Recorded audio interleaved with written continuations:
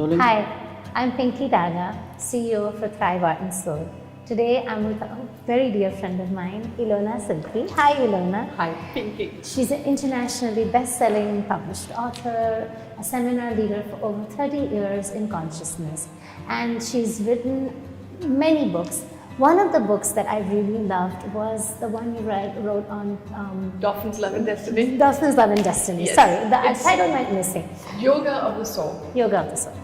You know, so it's particularly, I want to talk to you about that book because next month, this coming month, we have Valentine's month, right? And that's the month where everyone is talking about love. Not even if they're not talking about it, they're thinking about love. And you know, love in today's time is not as simple as it was before. What is it, Ilona? Well, you know, luckily it's expanding a lot. It's expanding, understanding, right? And love is just jumping out of that box that we used to put it in, right? Yeah. It has to be this, it has to be this, and this is what it needs to mean, and this is how it is. And I think you've written so beautifully on love and your ideas about love. So I would love for our, viewers to know what you think. What's love all about, Ilona? in 2020, what's love all about in 2020? All right, it's fundamentally always the same thing. It's when two or more gather into one. Right. Into singularity. It's the divinity, and this is a triangle. This is now assuming two opposites, two beings of any combination. It could be grandchild and grandfather, it could be husband and wife, it could be team members.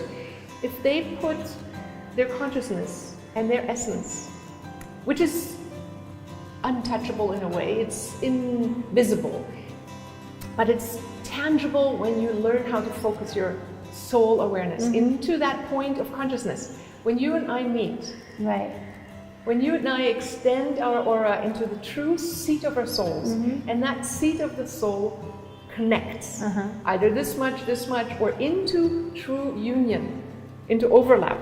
Right. In that moment, we have a harmonious vibration and overlap, and we experience love. Right. So love, by definition, is the harmonization of wavelengths, and the closer you get into overlap, the more it'll feel like ecstatic union. Right. It's the moment of ecstatic union that most people call soul love. Right. And when they touch the face of God. Right. Now, reaching that state takes a little bit of training. Right. But the simple things that we can do is like open our energy body and feel our hearts. Right. Be available, not just have a stone wall face and say, "Hi honey, you look beautiful." Right. It's more like just connecting heart to heart, keeping our hearts open. And we become a wave-like being, and our energy body opens, and then our energies can touch. Right. So we come into co-resonance that will create a feeling of love. Right. But when I take people in seminars into exercises of reaching into higher states of soul awareness, and then we touch, I walk them through just being their normal human self, then going into a higher self image. I've done this exercise with you. I know this. And then we're in a higher self. It already feels beautiful. Right. But then we go even higher, closer to the source of creation, and our souls start touching. Right. And in the moment where our souls touch, we have to be willing to be seen. Right. And in that transparency of union of soul, and if we overlap, and that takes a little training of soul awareness training, we create what people would call soul love. Soul love. But is it easier with soulmates? Well, a soulmate, by definition, is someone who can go into union with you. Right. Anytime I have in seminars, I have a rule that says don't marry anybody for the first 6 months. Right. Because when people make these exercises and really get good at it, overlapping the soul awareness into singularity, they go like, oh my God, I have found my soul mate. Right. But really, it's only someone who can meet them in their soul state. Right. Soulmates, it's a big discussion. I know. Who is that and what is it? Exactly. But it's someone who you can vibrate into union with. Yeah, because it is easier to do it with some people as opposed to others, right? That's a good question. Yeah. And you know, I have had, ultimately, you can pretty much unify your soul with anybody of your level. Right, right. Yeah. It's the level that you're resonating Consciousness. at. Right. It's like, it's souls, I mean, love makes the playing field level. So, okay, let's just start out. Right. We ascend as souls, we're in evolution. Right. Some are here and just make it out of animal consciousness, and we love our dogs, right? Right, of course. So no problem there, but some people and some souls are really old and ancient. But if an ancient soul gets together with a very young soul, their potential is much bigger. So we really do better with a matched level of consciousness. Right. With a matched level of consciousness. And a lot of times, you know, nowadays especially, women want to expand their soul awareness. Right. And the husband is not necessarily quite there. Right. Because he has to figure out how to make that's money. the thing, right? Because things are, sometimes you start off loving somebody. Let's be honest, because this is about love out of the box. And we're being very honest with ourselves this month.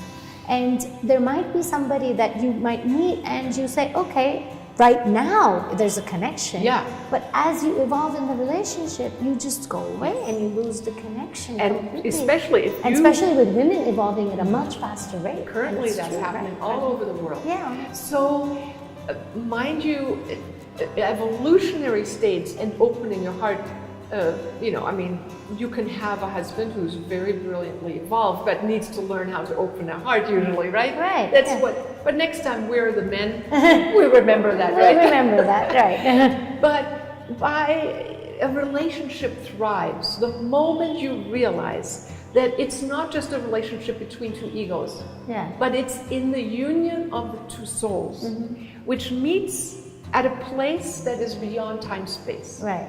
And when we overlap that vibration, and we have trained ourselves to feel our soul, seat of our soul, then we merge into that state. Then that, I call it the soul star of the relationship, starts informing the two or more, if it's a family, members of all that union. Right. See, and we need to primarily address the union first. Right. But that starts with homework. Right. I need to learn how to access my higher awareness. Right. You need to do that.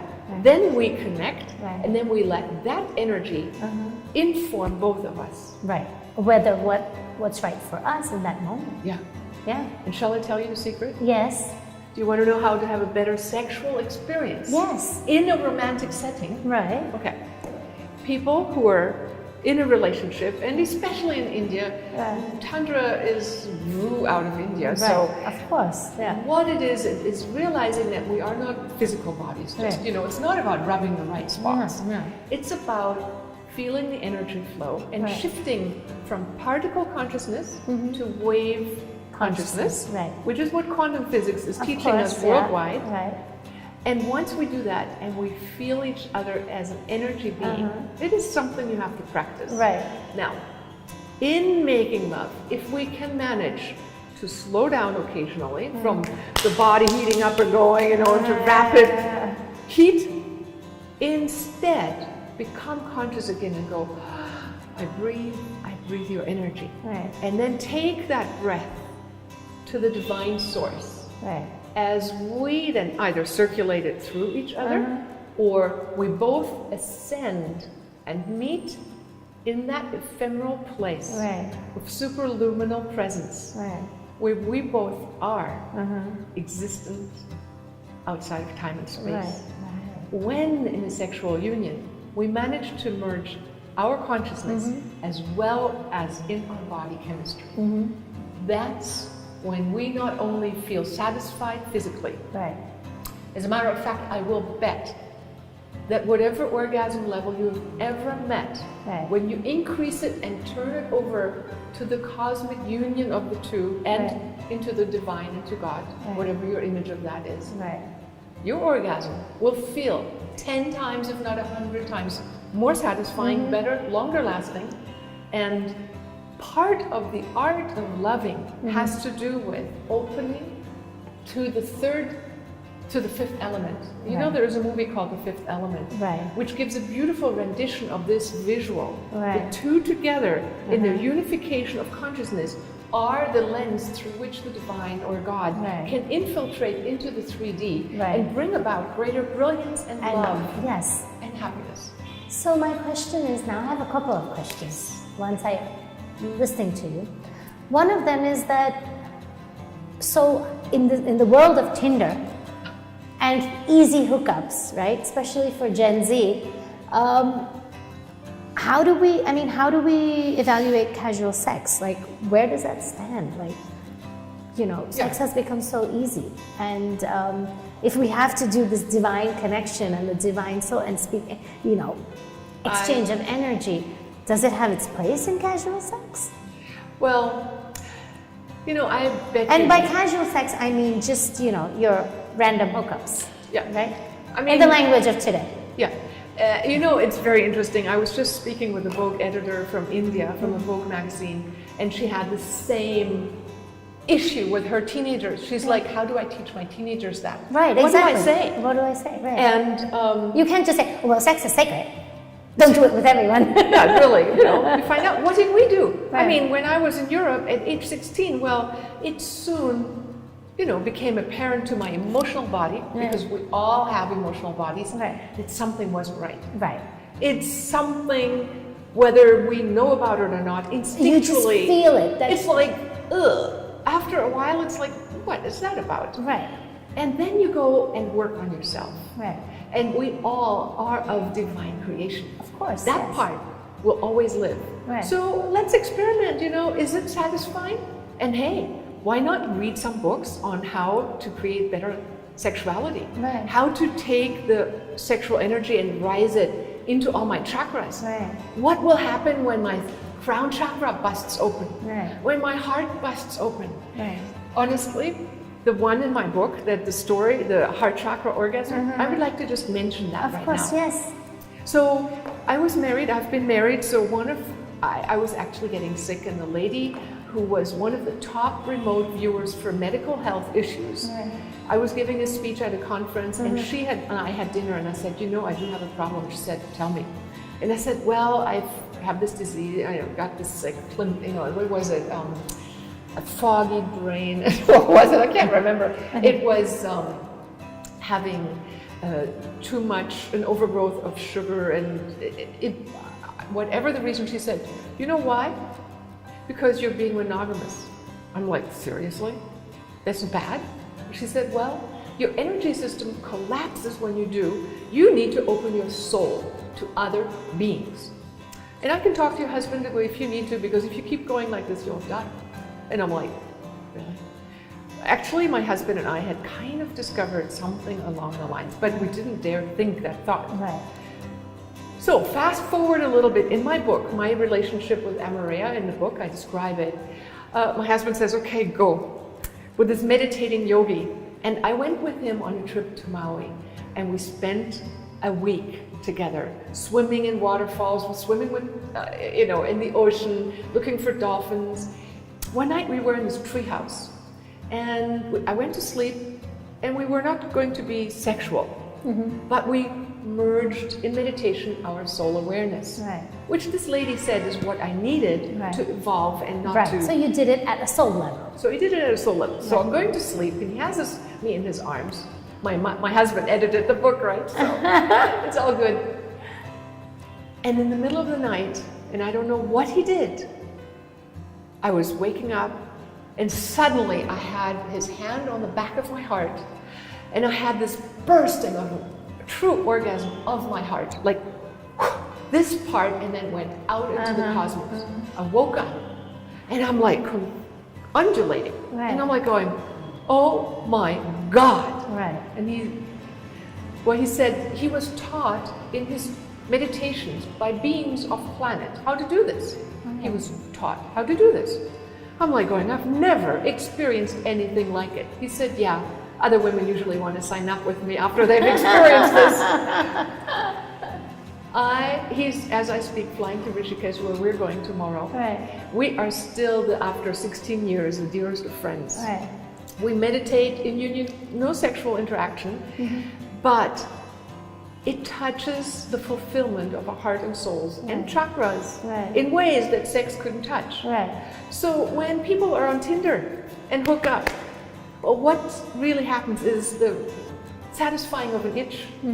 Maybe it feels good to rub your skin when you've had a mosquito bite, but honestly, there is so much more. And this is the magic. I mean, magic of love. I bought books on transcendental sex when I was 18. And I've practiced and practiced. And luckily my husband was one who practiced union of soul with me. So we... So I have two questions, and I know everyone's thinking this question, so I have to ask it. It's a very obvious question. Do you think it affected the relationship with your husband in any way? Affected, yes, to the better. Because How would you say that? Well, the lady said if I keep going that road, I will reduce my light and energy to the point where I will probably leave the planet. Because my soul wanted to be free, but the conditions of my belief were like, I want to be good wife, right? And you wanted to be with your husband. Proper. And you loved him. And you were sexually involved with him, and there was no problem in your marriage. No, none whatsoever. It was amazing. But we're complicated beings, and we live in multiple dimensions. Now, not everybody needs to have more than one person in their life. Not everybody needs it. You needed it. I did. So this lady who, I mean, my gypsies told me that when I was 14. I didn't want to hear it then. So my husband and I discussed it, and we said, okay, with transparency, with honesty, with honor, we allowed people into our lives that became the richest source of artistic endeavors, of creation, of love, but only with mutual understanding, support, and acceptance. And the same level of evolution. Yes. They added to it's the same level. That's really important. Yes. You know, and we liked whoever we invited, and yes, there were women who tried to tempt my husband into sex, and he had to say no. He was like, that's not where I want to go. So maybe he connected heart to heart. Well, there was more than that. There was more than that, but not the final. Yes. And for him, that was what he needed to do. Because in his heart, he decided, I am a monogamous man. But, you know, like every man, I look somewhere else too. And occasionally, a cuddle and an erotic experience is beautiful, as long as it was open, honest, and I agreed. But there were women I didn't want to invite. So when I can say yes or no, that's when it really becomes a mutual experience for the two of them. And you didn't think that it took away from the immense... I know I've seen you and Dawn through years. And I know how much immense love you have for one another. I mean, it's an inspiration. Do you think that it even temporarily took away from the love that you shared with one another? Well, love, maybe not, but certainly passion. I had to fight that. I know the time when I prayed, because honestly, I think sometimes the universe tries to arrange meetings and even offsprings that may not come from this one, but from that one. And I was told that I needed to create an offspring with someone else, and I really didn't want to. And even though we discussed it all, I even went to share with the grandparents to be. They just happened to call me yesterday, accidentally here. But in the end, yes, that passion for a while drew me over that direction. Yes. But my long-term vision... So how did you come back? Okay. I connected to the source of our soul. Dawn and I have a habit of creating a union of our soul first. And we ask, please take over, please guide this ship. Please make sure we go in the right direction. And you know, I said, this is what I want. And I also have the ability to see future possibilities. And I really didn't want to suffer. I mean, the union with Dawn and me created challenges, yes, but inspiration to help so many people on this planet because of our union. That's what I wanted. And I prayed. I said, please, angels, help me to create that and maintain that. And passion can come and cloud our mind occasionally. And, you know, by Chinese sign, I'm an ox, so I'm naturally loyal. That's why we know each other for 2 decades already. Of course. So maybe some people would have a harder time. But when you know where you create the greatest Yes. union of souls, Right.